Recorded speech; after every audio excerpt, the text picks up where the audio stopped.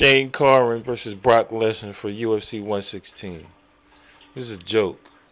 Shane Carwin, everybody, is a creatine freak.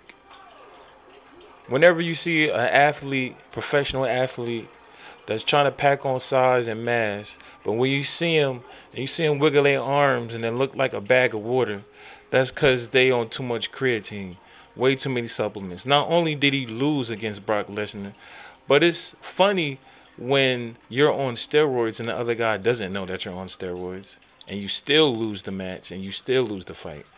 Yeah, that's Shane Carwin for you for UFC 116. So I always knew he was too slow to be a heavyweight. I knew he was somewhat of a fluke. The guys they put him up against was washed up has-beens, and I guess he never trained for a full 15 minutes because he can never get out of the first round. So it's not that his opponents couldn't get out of the first round. Shane Carwin couldn't get out of the first round. As you see, are you supposed to be called a UFC fighter, ultimate fighting champion, or contender, and you can't even finish a guy that's on the ground and you throw about 20 to 25 punches and you get winded? There's nothing professional about that. I watch high school kids in California, Maryland, Baltimore, New York, and I watch these kids in the schoolyard fight, and these kids are unlimited with the win. Here's a grown man on supplements kids can't even imagine or dream of getting their hands on, and he still loses the fight and still gets winded. As a matter of fact, before he even stepped into the cage, he took a secret drink of something in a black bottle that was disguised, and I doubted that it was water, some kind of high energy carbohydrate drink possibly, or who knows what it was. But whatever he did and everything he take, including the steroids that he fell after the fight under the Balco kind of steroid thing that Shane Mosley did. Anyway, this guy, Shane Carwin, is a joke. And I knew he was a joke. And he's a creatine freak. He has fake muscle. When you see him bounce around in the ring, his arms are wobbling, his legs, his chest, his back.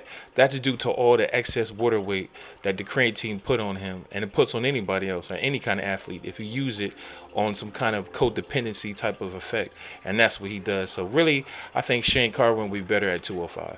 That's why he beat all these guys, because he went after him like a pit bull in the first round, but if he ever made it to the second round, which Brock Lesnar did and exposed to him, he has no cardio and no endurance. So kids, all you guys out there listening, do not take steroids, because really it does nothing for you. And here's the proof. Shane Carwin took steroids against Brock Lesnar, lost.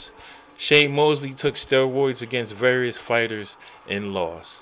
And then the list goes on and on and on. I remember Fernando Vargas took steroids against Oscar De La Hoya and got knocked out. So all these guys that are in MMA and boxing, and they take steroids to get an edge, basically to cheat, and they still lose and still get knocked out. So that's an embarrassment beyond comparison, beyond belief. Just keep it natural, keep it safe, and Shane Carwin, I knew you was a creatine fake.